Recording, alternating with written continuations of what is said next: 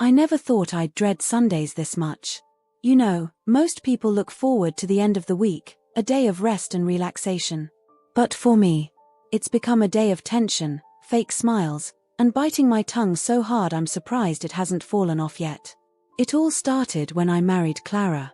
Don't get me wrong, I love her more than anything in this world. She's smart, kind, and has a smile that could light up the darkest room.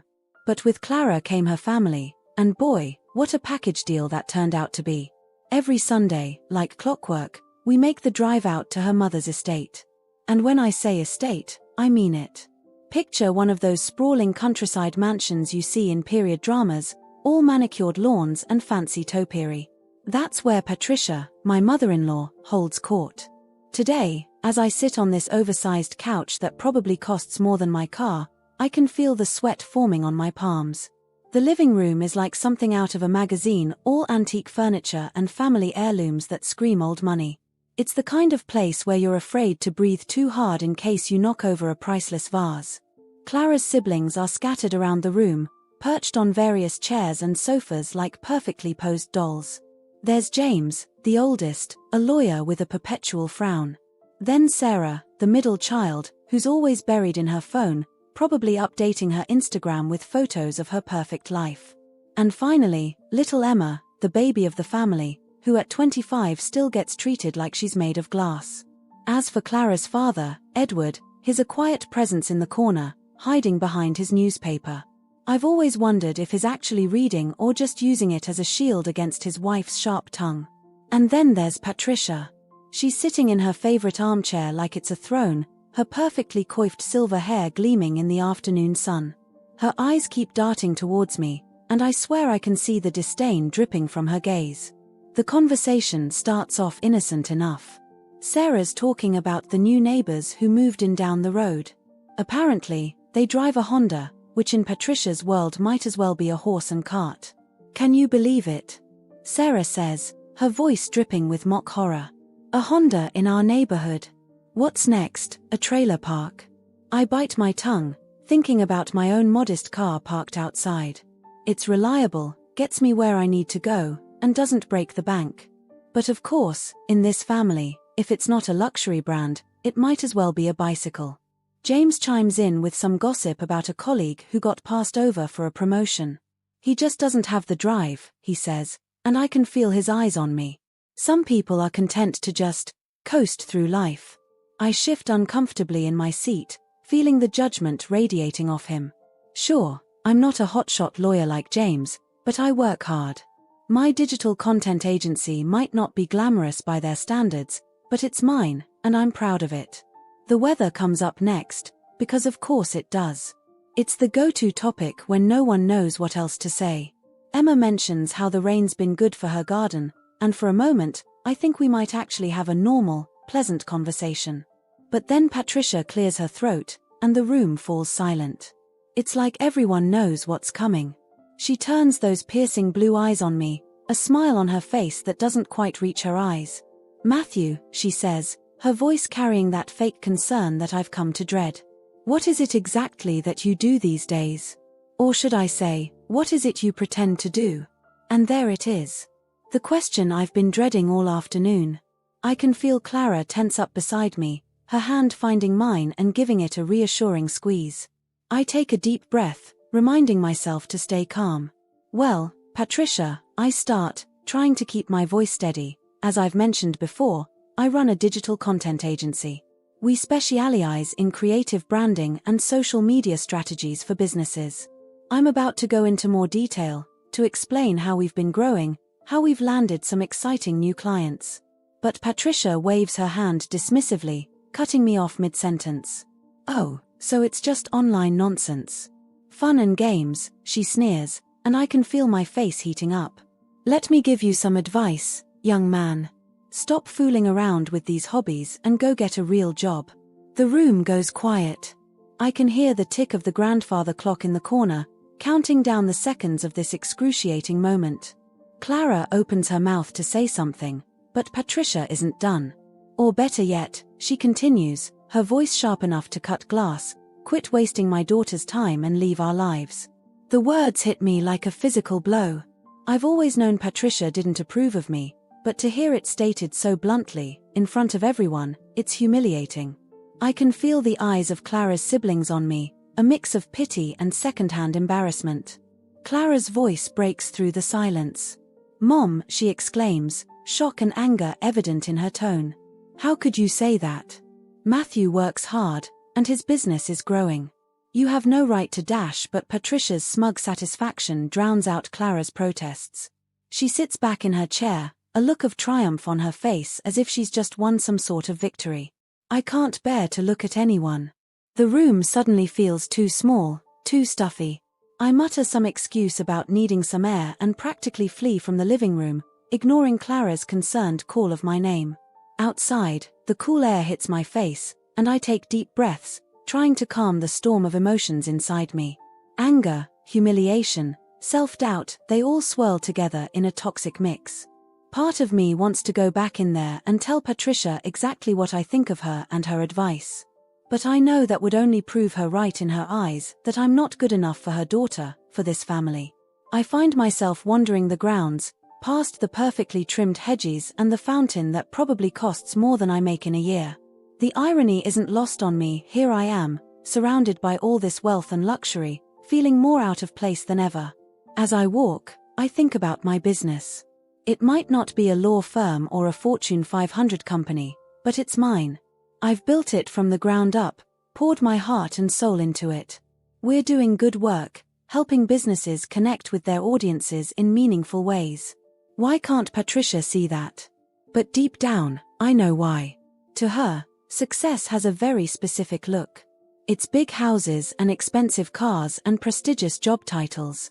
Anything that falls outside of that narrow definition is worthless in her eyes.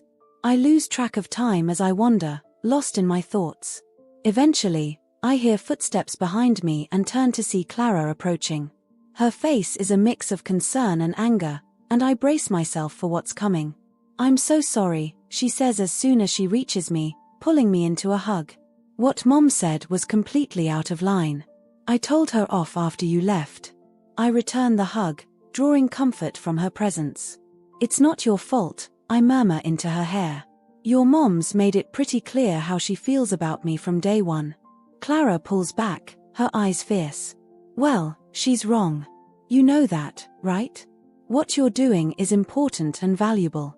Don't let her make you doubt yourself." I nod, but I can feel the seed of doubt that Patricia's words have planted. Maybe I am wasting my time. Maybe I am holding Clara back from the life she deserves. As if reading my thoughts, Clara cups my face in her hands. "Hey," she says softly, "I love you. I believe in you and what you're building. Mom doesn't get to decide what success looks like for us." Her words warm me, pushing back against the chill of doubt. I manage a small smile. "I love you too," I say. I wish I could make her see that what I'm doing has value."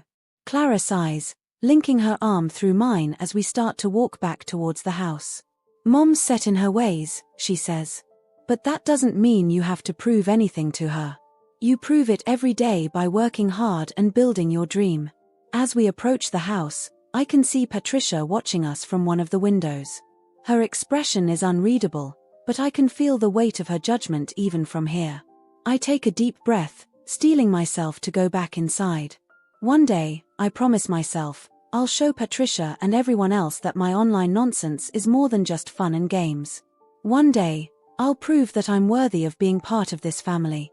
But for now, I plaster on a smile and follow Clara back into the lion's den. After all, it's just another Sunday at the in-laws.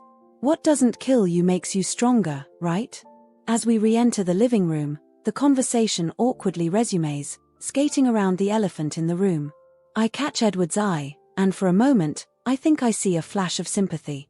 But then it's gone, hidden once again behind his newspaper shield. The rest of the afternoon drags on, a parade of forced smiles and stilted conversation.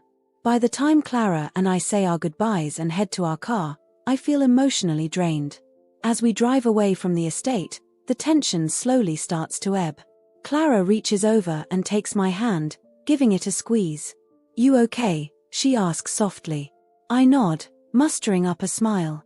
"Yeah," I say, And I'm surprised to find that I mean it. Because despite everything, I know who I am and what I'm capable of. And one day, I'll show them all. One day, they'll see. For now, though, I'm just glad to be heading home, leaving the judgment and the fancy estate behind. There's work to be done, a business to grow, and a point to prove. And I'm ready for the challenge. The drive home from Patricia's estate was quiet. Clara tried to make conversation, but I couldn't shake the weight of her mother's words. They echoed in my mind, a constant refrain: go get a real job. Quit wasting my daughter's life. Each repetition felt like a punch to the gut, leaving me winded and doubting everything I'd worked for. As we pulled into the parking lot of our apartment complex, I couldn't help but compare it to the grand estate we'd just left. Our building was nice enough, but it was no countryside mansion. For a moment, I wondered if Patricia was right. Was I holding Clara back from the life of luxury she'd grown up with? Clara must have sensed my thoughts because she reached over and squeezed my hand. "Hey," she said softly, "don't let her get to you. You know she's wrong, right?" I nodded, not trusting myself to speak. We made our way up to our apartment in silence, the contrast between our modest home and Patricia's opulent living room stark in my mind. Once inside, Clara wasted no time in pulling me into a hug. "I'm so sorry about what Mom said," she murmured into my shoulder. "She had no right to speak to you like that." I returned the hug, drawing comfort from her warmth. "It's not your fault," I said, finally finding my voice. "Your mom's made it clear from day one how she feels about me." Clara pulled back, her eyes fierce. "Well, she's wrong. You know that, right? What you're doing is important and valuable. Don't let her make you doubt yourself." But doubt had already taken root. As much as I wanted to brush off Patricia's words, they'd hit a nerve.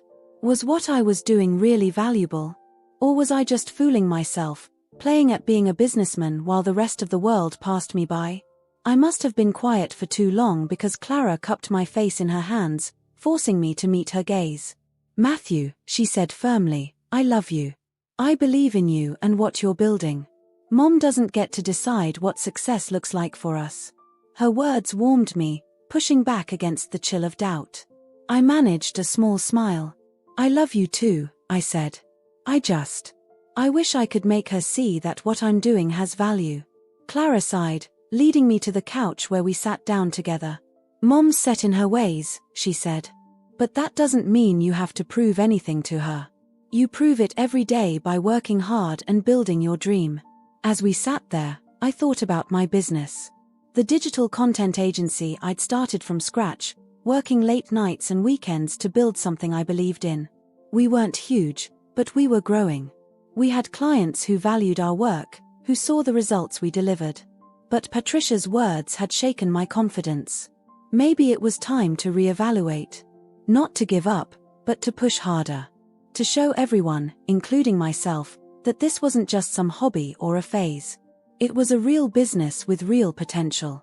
"You're right," I said finally, squeezing Clara's hand. "I don't have to prove anything to your mom. But I do need to prove something to myself." Clara looked at me quizzically. "What do you mean?" I stood up, suddenly energized.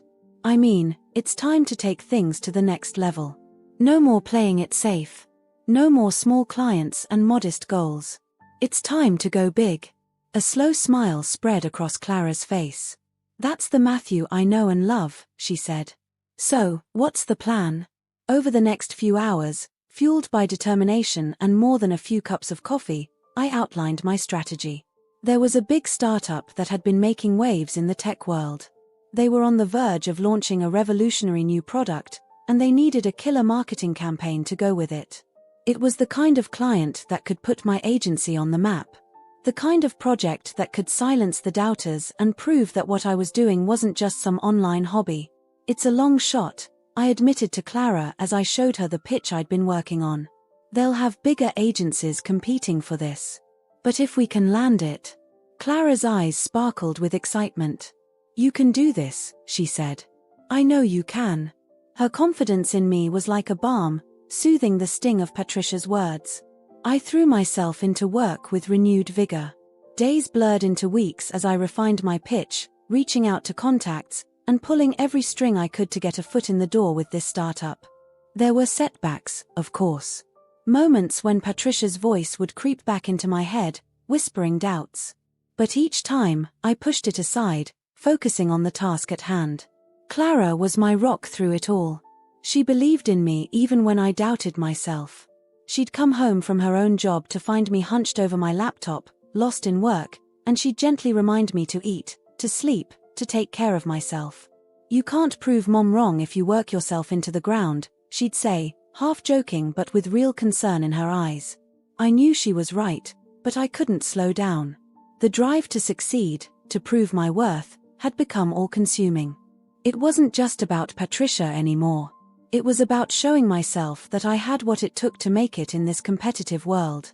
Weeks turned into a month, and finally, we got the call. The startup wanted to hear our pitch. It was a foot in the door, a chance to show what we could do. The night before the pitch, I was a bundle of nerves. Clara found me pacing our small living room, muttering my presentation under my breath. "Matthew," she said, her voice cutting through my focused haze. "Come to bed. You need to rest." I shook my head. "I can't. This has to be perfect. If I can land this client." Clara walked over to me, placing her hands on my shoulders to stop my pacing. "You've got this," she said firmly. "You've worked harder than anyone I know. Now you need to trust in that work and get some sleep." I looked into her eyes, seeing the unwavering faith she had in me.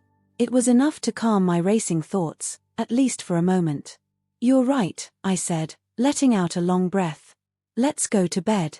The next morning, as I put on my best suit, a far cry from the designer labels Patricia's family wore, but professional nonetheless, I felt a mix of nervousness and determination. This was my chance to prove myself, to show that my online nonsense could create real value. Clara helped me with my tie, smoothing down the lapels of my jacket when she was done. "You look great," she said, giving me a quick kiss. "Go show them what you can do."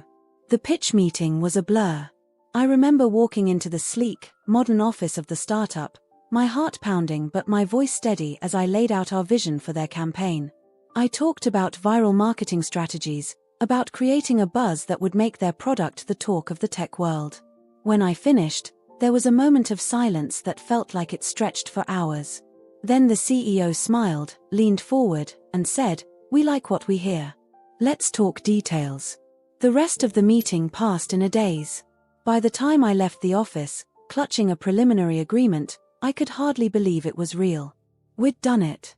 We'd landed the biggest client of our agency's life. I called Clara as soon as I was out of the building. "We got it," I said, my voice shaking with excitement. "Clara, we actually got it." Her squeal of delight was so loud I had to hold the phone away from my ear. "I knew you could do it," she exclaimed. "Oh, Matthew, I'm so proud of you." As I made my way home, my mind was already racing with ideas for the campaign. This was it, the chance I'd been waiting for. A chance to show everyone, including Patricia, that my work had real value. But as I thought about Patricia, I realized something. Her approval, which had seemed so important just a few weeks ago, suddenly didn't matter as much. What mattered was that I believed in myself, in my work. Clara believed in me. And now, this startup believed in me too. I walked into our apartment to find Clara waiting with a bottle of champagne and a huge smile. As we toasted to the future, I felt a sense of peace settle over me. There would always be doubters, always be people who didn't understand or value what I did. But their opinions didn't define me. What defined me was the work I did, the value I created, and the people who believed in me. And for the first time in a long time, I felt truly confident in who I was and what I was building. As Clara and I celebrated late into the night, planning and dreaming about the future, I knew one thing for certain: this was just the beginning. The best was yet to come, and I was ready for it. The weeks following our big win with the startup were a whirlwind. I'd always thought I knew what busy meant, but this was a whole new level. Our small agency was suddenly thrust into the big leagues, and I was determined to prove we belonged there. Every morning, I'd wake up before the sun, my mind already racing with ideas and to-do lists. Clara would often find me at the kitchen table, hunched over my laptop, coffee gone cold beside me. "You know, the sun still rises even if you're not awake to see it," she'd joke, pressing a fresh cup into my hands and a kiss to my forehead. I'd smile, grateful for her support, but my eyes would already be drifting back to the screen. There was so much to do, so much riding on this campaign. It wasn't just about proving Patricia wrong anymore, it was about proving to myself that I could deliver on the promise I'd made to this client. The startup's product was revolutionary, a new type of smart home device that could learn and adapt to a household's needs in ways that seemed almost magical. Our job was to create a marketing campaign that would capture that magic, to make people see how this device could transform their lives. I assembled a crack team for the project, pulling in freelancers I'd worked with before and even making a few new hires. Our small office was soon buzzing with activity, whiteboards covered in flowcharts and post-it notes, the air thick with the excitement of creation. Days blurred into nights as we brainstormed, drafted, and refined our ideas. We were creating something truly special, I could feel it. The viral videos we were producing gave me goosebumps every time I watched them. The social media strategy we'd devised was intricate and innovative, designed to create a buzz that would build and build until it was impossible to ignore. Through it all, Clara was my anchor. She'd bring me dinner when I worked late, listen patiently as I rambled about engagement metrics and conversion rates, and remind me to take breaks when I was pushing too hard. "You're going to burn out if you keep this up," she'd say, worry creasing her brow. "I'm fine," I'd insist, even as my eyes burned from staring at screens for too long. "This is important. I need to make sure everything is perfect." One night, about 2 weeks before the campaign was set to launch, Clara broached a subject I'd been avoiding. "So," she said, curling up next to me on the couch where I was reviewing some final edits, "when are we going to tell my family about this?" I froze, my finger hovering over the trackpad. "Tell them," I echoed, playing for time. Clara nodded. "Yeah, you know, about the big client, the campaign. It's amazing, Matthew. They should know how well you're doing." I set the laptop aside, buying myself a moment to think. The truth was, I hadn't planned on telling Patricia or the rest of Clara's family anything.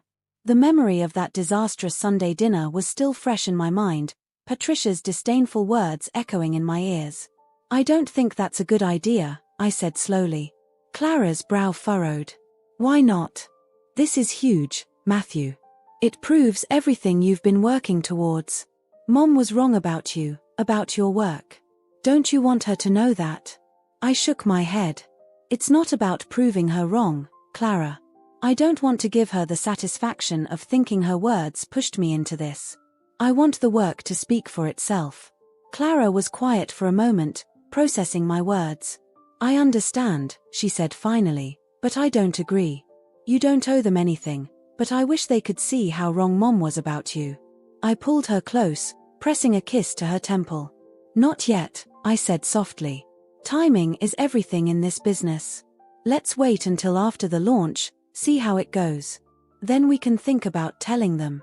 Clara nodded, but I could tell she wasn't entirely convinced. I felt a twinge of guilt. I knew she was proud of me, knew she wanted to share that pride with her family. But the thought of facing Patricia, of giving her any ammunition to belittle my achievements, made my stomach churn. The next 2 weeks passed in a blur of final preparations. We were working around the clock, fine-tuning every aspect of the campaign. The startups team was impressed with our progress, their excitement fueling our own. Finally, launch day arrived. I barely slept the night before, my mind racing with all the things that could go wrong. Clara found me pacing the living room at 3 a.m., muttering to myself. "Matthew," she said gently, leading me back to bed, "it's going to be great. You've done everything you can.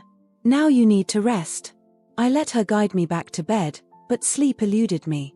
As soon as the first light of dawn crept through our curtains, I was up again, coffee in hand, refreshing feeds, and checking metrics. The campaign went live at 9 a.m. sharp. For a moment, nothing happened. The internet continued as usual, oblivious to the months of work we'd just unleashed. Then, slowly but surely, it began. A tweet here, a share there. Gradually, the buzz began to build. By lunchtime, our first video had racked up over 1 million views. By dinner, It was trending on every major platform. I watched in awe as our carefully crafted campaign took on a life of its own. People were talking about the product, speculating about its capabilities, sharing our content with an enthusiasm that exceeded even our most optimistic projections. Clara came home that evening to find me glued to my laptop, a grin splitting my face. "Well?" she asked, excitement dancing in her eyes. I looked up at her, hardly able to believe the numbers I was seeing.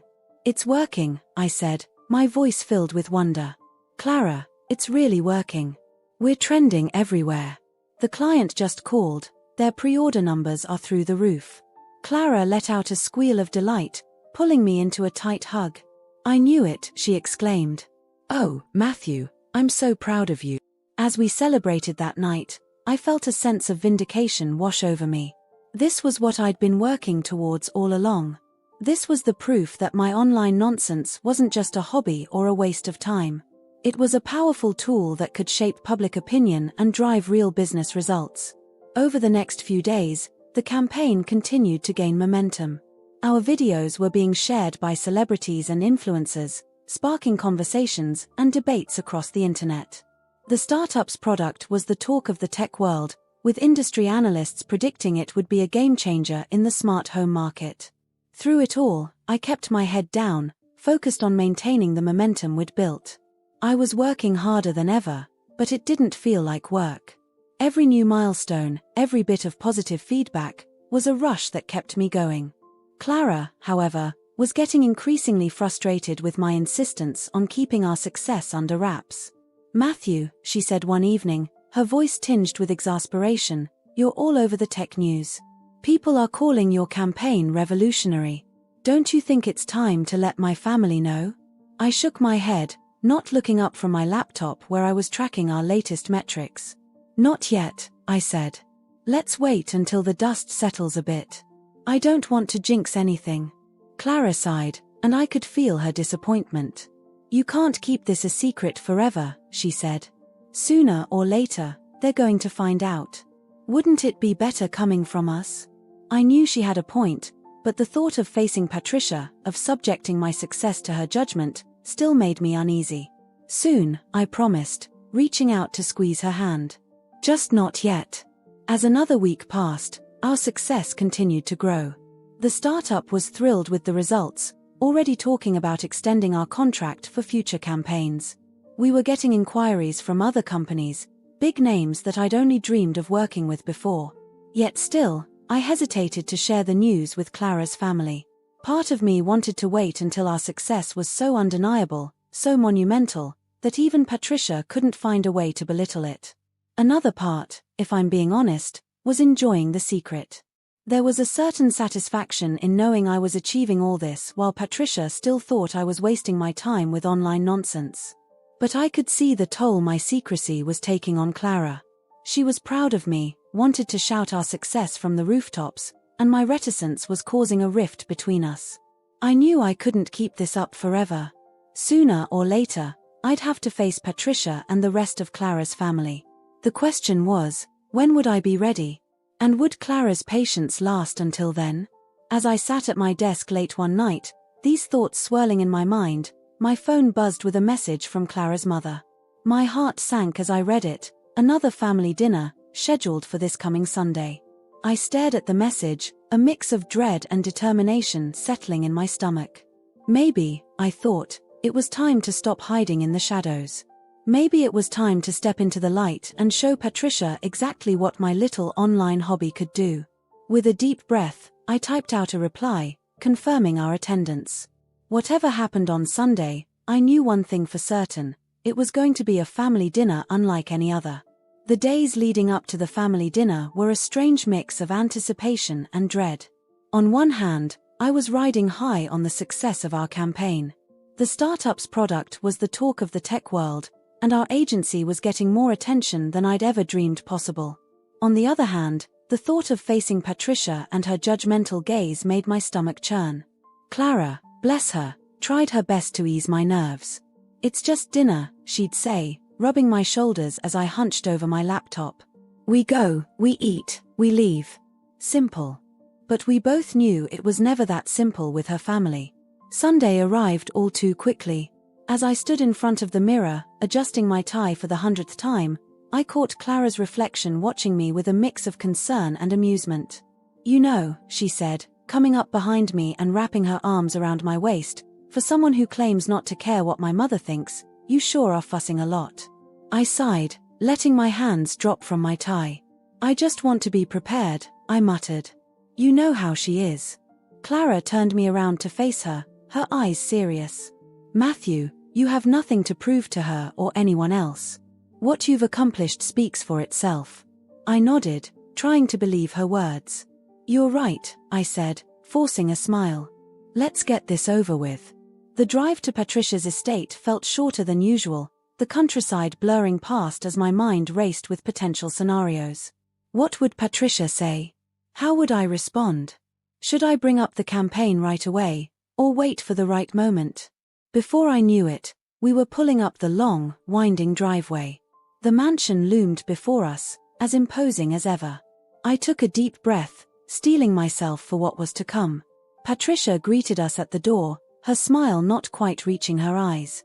"Clara, darling," she said, embracing her daughter. Then, with considerably less warmth, "Matthew." I nodded politely, following them into the house. The living room was already full of familiar faces, Clara's siblings, their partners, and a few family friends I recognized from previous gatherings. Edward, Clara's father, gave me a nod from his usual spot behind his newspaper. As we settled into our seats, I could feel Patricia's eyes on me, assessing, judging. I resisted the urge to fidget, reminding myself of all we'd achieved in the past few weeks. Dinner was served, a lavish affair as always. The conversation flowed around me, but I found it hard to focus, my mind still preoccupied with how and when to bring up our recent success. It was during dessert that Patricia finally turned her attention to me. "So, Matthew," she said, her voice carrying that fake concern I'd come to dread, "how's your little online hobby going? Still playing around on the internet?" The table fell silent, all eyes turning to me. I could feel Clara tense beside me, ready to jump to my defense. But this time, I was prepared.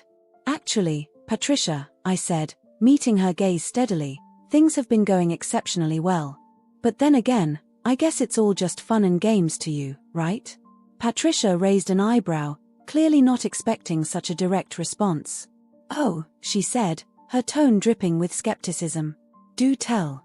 I pulled out my phone, navigating to one of our viral videos. "Have you by any chance seen this campaign that's been trending lately?" I asked, trying to keep my voice casual. Patricia reluctantly took the phone, her expression curious at first but quickly turning to shock as she watched. I knew what she was seeing, the sleek, captivating video we'd created, showcasing the startup's revolutionary product in a way that had captured the imagination of millions. This is quite impressive," Patricia admitted, her voice tinged with surprise. "Who made this?" I couldn't help the small smile that tugged at my lips. "My agency did," I said, watching as her eyes widened in disbelief. "That little online hobby of mine. It produced this campaign that's been, as you put it, trending everywhere." The table erupted into a flurry of questions and exclamations. Clara's siblings leaned in, asking to see the video for themselves. Even Edward lowered his newspaper, looking at me with newfound interest. Patricia, however, remained silent, her face an unreadable mask. I could almost see the gears turning in her head, trying to reconcile the successful campaign with the son-in-law she'd so quickly dismissed. "You did this," she finally stammered, struggling to maintain her composure. I nodded, feeling a surge of confidence. "Yes, my hobby produced this," I said firmly. "And this is just the beginning. We've been flooded with inquiries from other major companies since this campaign launched." Clara squeezed my hand under the table, her eyes shining with pride. I squeezed back, grateful for her unwavering support. The silence stretched on, the tension in the room palpable. Then, unexpectedly, Edward chuckled. "Well, Patricia," he said, his voice tinged with amusement, "it seems you owe Matthew an apology." Patricia's face flushed, her carefully maintained superiority crumbling before everyone's eyes. For once, She seemed at a loss for words. I may have been hasty in my judgment, she finally managed, the words clearly costing her. It appears your work is more substantial than I realized. It wasn't quite an apology, but coming from Patricia, it was as close as I was likely to get. I nodded, accepting her words for what they were. The rest of the evening passed in a blur. Clara's siblings peppered me with questions about the campaign, genuinely interested in the work we'd done. Even Edward engaged in the conversation, asking thoughtful questions about the business side of things. Patricia remained uncharacteristically quiet, watching the proceedings with a mixture of confusion and grudging respect. It was clear that her worldview had been shaken, and she was struggling to adjust. As we prepared to leave, Patricia pulled me aside. "Matthew," she said, her voice low, "I may have misjudged you. Your work is clearly valuable, even if I don't fully understand it." I nodded, not trusting myself to speak. After all this time, all the dismissive comments and thinly veiled insults, hearing Patricia admit she was wrong was almost surreal. "Thank you," I finally managed. "I appreciate that." The drive home was filled with a lightness I hadn't felt in months. Clara couldn't stop grinning, her hand intertwined with mine as I drove. "I'm so proud of you," she said for what must have been the 100th time. "The way you handled that, it was perfect." I smiled, feeling a sense of peace settle over me. It felt good, I admitted. To finally show them what I've been working towards all this time. As we pulled up to our apartment, Clara turned to me, her expression serious. "You know, you didn't need their approval. You were amazing before they knew about your success, and you're amazing now." I leaned over, kissing her softly. "I know," I said. "But it feels good to have it anyway. And more importantly, it feels good to have silenced those doubts in my own mind." That night, as we lay in bed, I found myself reflecting on the journey that had brought me to this point. The long nights, the setbacks, the moments of doubt, they had all led to this. I had proven to Patricia, to Clara's family, and most importantly to myself, that my work had value. But as I drifted off to sleep, I realized something important.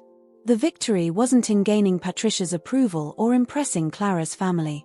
The real victory was in staying true to my vision, in building something I believed in despite the doubters and naysayers. Tomorrow, I'd wake up and get back to work. There were more campaigns to create, more clients to impress, more boundaries to push.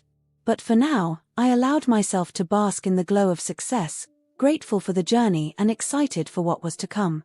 As I closed my eyes, I felt Clara snuggle closer, her warmth a reminder of the unwavering support that had carried me through the toughest times. Whatever challenges lay ahead, I knew we'd face them together. And that, more than any professional success, was what truly mattered. The days following that fateful family dinner were surreal, to say the least. I'd spent so long imagining how it would feel to finally prove myself to Patricia and the rest of Clara's family, but the reality was different. Not bad, just unexpected. I noticed it first in the little things. The way Clara's brother, James, who had always been politely dismissive of my work, suddenly started sending me links to articles about digital marketing, asking for my opinion. Or how Sarah, perpetually attached to her phone, began tagging me in social media posts about viral campaigns, always with a note like, "Bet you could do better than this, bro." But it was Patricia's reaction that truly fascinated me. I'd expected smugness, maybe, or a grudging acceptance at best. What I got instead was confusion. It was as if her entire worldview had been shaken, and she was struggling to find her footing in this new reality where her son-in-law, the one she dismissed as a time-waster, was suddenly a success in a field she barely understood. I saw it clearly at the next family gathering, a casual barbecue at James's place the following weekend. Patricia arrived fashionably late, as usual, but there was something off about her usual grand entrance. Her smile seemed forced, her greeting a touch too loud. As she made her rounds, air-kissing cheeks and making small talk, her eyes kept darting towards me, as if she was trying to solve a particularly tricky puzzle. When she finally made her way to where Clara and I were standing, I braced myself for, well, I wasn't sure what. But Patricia surprised me yet again. "Matthew," she said, her voice lacking its usual sharp edge, "I've been hearing quite a bit about your work lately. It seems you've made quite an impression in your field. I could hear the hesitation in her voice, the struggle to find the right words to describe a world she'd previously dismissed outright. Thank you, Patricia, I replied, trying to keep my tone neutral. It's been an exciting time for the agency. She nodded, a bit too vigorously. Yes, I can imagine. You know, I was talking to my friend Beatrice the other day. Her son works for one of those big tech companies, you know, and she was telling me all about how important this digital presence is these days. Fascinating stuff, really. I blinked, trying to process this new, almost chatty version of Patricia. Clara, beside me, was doing a poor job of hiding her amusement. It is, I agreed. The digital landscape is constantly evolving. It keeps us on our toes. Patricia latched onto this, seemingly relieved to have a direction for the conversation. Oh, I'm sure it does. All those, what do you call them? Algorithms? Always changing, I hear. It must be quite challenging to keep up. And just like that, I found myself explaining the basics of digital marketing to Patricia, of all people. She nodded along, asking questions that revealed both her genuine lack of knowledge and, surprisingly, a desire to understand. As the afternoon wore on, I couldn't help but notice how Patricia's behavior had changed. Gone was the dismissive attitude, the thinly veiled insults. Instead, she seemed almost eager to understand, eager to show that she was open-minded and with it. It was during a lull in the party, as I was refilling my drink, that Edward approached me. Clara's father had always been a man of few words, content to let Patricia dominate the conversation. But now, he sidled up to me with an air of conspiracy. You've rattled her, you know, he said, his voice low. Patricia. I haven't seen her this off-balance in years. I glanced over to where Patricia was engaged in animated conversation with Clara and Sarah. I didn't mean to cause any trouble, I said, suddenly feeling a bit guilty. Edward chuckled, a sound I'd rarely heard from him. Trouble? No, my boy. What you've done is shake things up a bit. And between you and me, it was long overdue. He clapped me on the shoulder, a gesture so unexpected that I nearly spilled my drink. Keep doing what you're doing, he said. It's good for her to be reminded that the world is bigger than her social circle. As Edward wandered off, I was left to ponder his words. Had I really made such an impact? I'd been so focused on proving myself, on gaining acceptance, that I hadn't considered how my success might actually change the family dynamics. Later that evening, as Clara and I were preparing to leave, Patricia cornered me once again. Matthew, she said, her voice uncharacteristically hesitant, I was wondering if you might, that is, if you're not too busy, perhaps you could show me a bit more about what you do. Just out of curiosity, you understand. I stared at her, momentarily speechless. Was Patricia, the woman who had dismissed my entire career as online nonsense, actually asking to learn more? Clara, overhearing, looked as shocked as I felt. Of course, I managed to say. I'd be happy to. Maybe we could set up a time next week? Patricia nodded, looking almost relieved. Yes, that would be lovely. Thank you, Matthew. As we drove home that night, Clara couldn't stop talking about the change in her mother. I've never seen her like this, she marveled. It's like she doesn't quite know how to act around you anymore. I nodded, still processing the events of the day. It's strange, I admitted. I thought I wanted her approval, but now that I have it, I'm not sure how I feel. Clara reached over, squeezing my hand. You don't need her approval, remember? You never did. I know, I said, squeezing back. But it's nice to not feel like an outsider anymore. The next few weeks were a whirlwind. Work was busier than ever, with new clients clamoring for our services in the wake of our viral campaign. But true to my word, I made time to meet with Patricia. Our first lesson was both awkward and oddly endearing. Patricia, always so confident in her own world, was clearly out of her element. But she was trying, asking questions and making an effort to understand concepts that were completely foreign to her.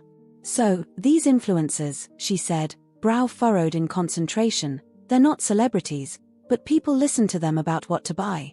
I nodded, hiding a smile. Essentially, yes. They build a following based on their content, and that following trusts their opinions and recommendations. Patricia shook her head, looking bewildered. What a strange world we live in now. But despite her initial confusion, I could see Patricia's sharp mind at work. She might not understand all the technicalities, but she was quickly grasping the underlying principles of influence and persuasion that drove successful campaigns. As our meetings continued, I noticed a subtle shift in Patricia's demeanor, not just towards me, but in general. She seemed less rigid, more open to new ideas. At family gatherings, she was more likely to ask questions than to make pronouncements. It was Clara who pointed out the biggest change. "You know," she said one evening as we were getting ready for bed, "I think you've become Mom's new project." I looked at her, confused. "What do you mean?" Clara smiled, a mix of amusement and affection in her eyes. "She's always needed to feel like the expert, the one with all the answers. But now, with you, she gets to be the student. And I think she's enjoying it more than she'd ever admit." I thought about it, realizing Clara was right. In her own way, Patricia was using these lessons as a chance to reinvent herself, to show that she could adapt to a world that had suddenly become much bigger and more complex than her usual social circle. It was a humbling realization. I'd been so focused on proving myself, on cracking Patricia's facade of superiority, that I hadn't considered what would happen after. But now, watching her struggle and learn and slowly change, I felt a newfound respect for her. Patricia would never be an easy person to deal with. As the weeks turned into months, I found myself in a position I never thought possible, becoming something of a mentor to Patricia.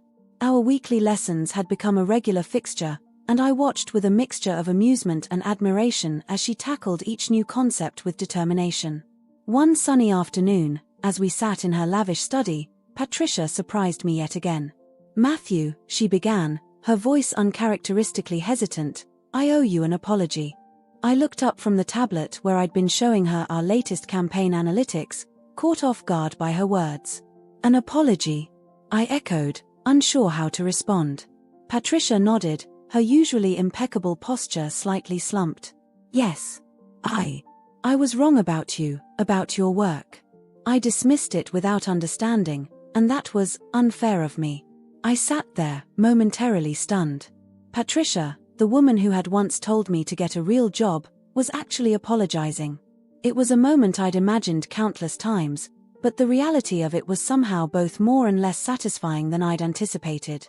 "Thank you, Patricia," I said finally, my voice soft. "That means a lot to me." She waved a hand, as if trying to brush away the awkwardness of the moment. "Yes, well, I may not understand all of this."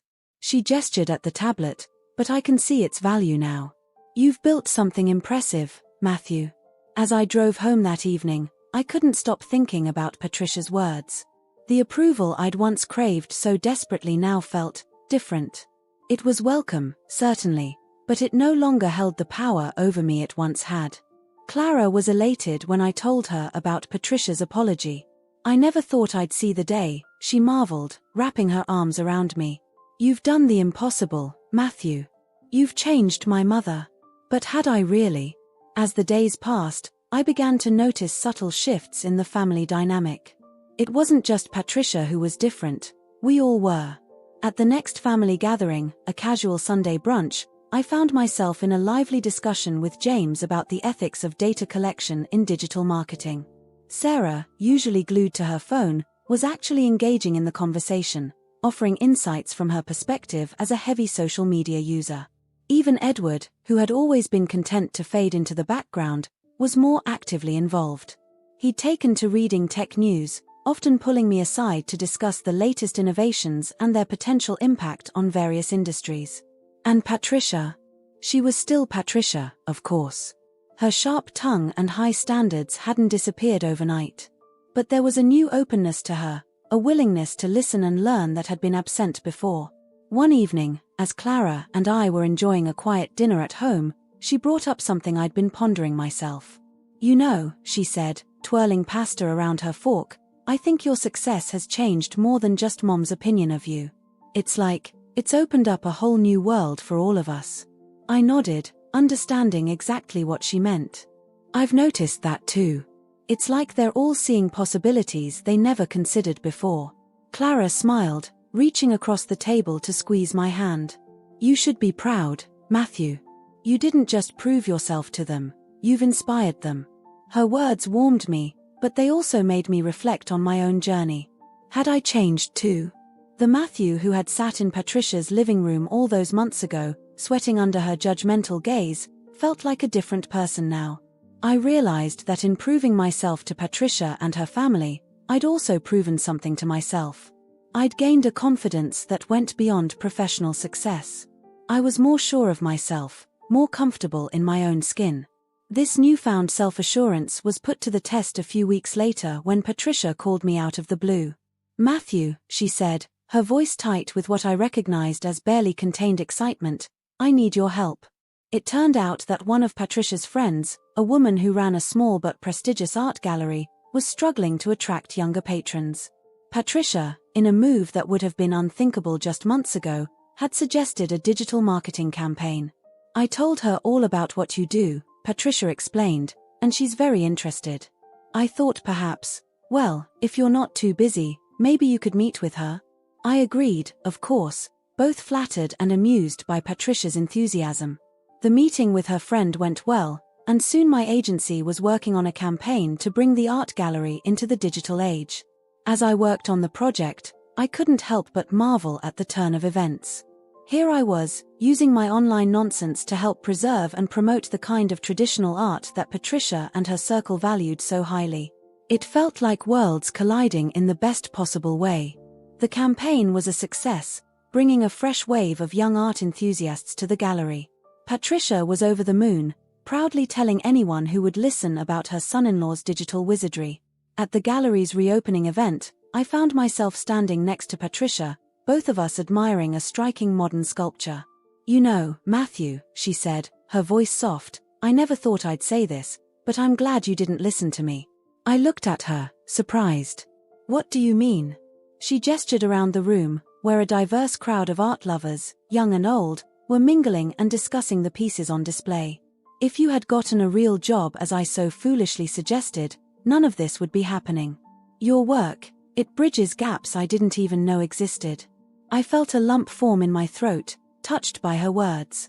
Thank you, Patricia, I managed to say. That means a lot coming from you.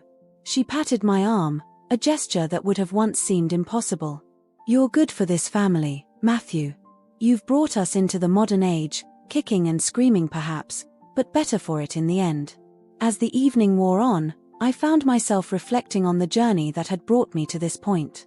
The doubts, the hard work, the moments of triumph and despair, they had all led me here. I watched as Clara chatted animatedly with a group of young artists, her face alight with enthusiasm. James was deep in conversation with the gallery owner, no doubt discussing the legal implications of online art sales. Even Edward had ventured out from behind his newspaper, engaging with guests and showing a genuine interest in the art around him. And Patricia? She was in her element, playing the gracious hostess, but with a new twist. I overheard her explaining to one of her friends how the digital campaign had worked, using terms like engagement rates and conversion funnels with surprising accuracy. In that moment, I felt a profound sense of gratitude. Not just for my professional success, but for the way it had transformed my relationship with Clara's family. We weren't perfect, no family is, but we had found a new understanding, a newfound respect for each other's strengths and perspectives. As Clara made her way back to my side, slipping her hand into mine, I knew that whatever challenges lay ahead, we would face them together, not just as a couple, but as part of this wonderfully imperfect, constantly evolving family. The Matthew who had once felt like an outsider was gone. In his place stood a man who had not only proven his worth but had also helped others see the value in embracing change and new ideas. And that, I realized, was the greatest success of all.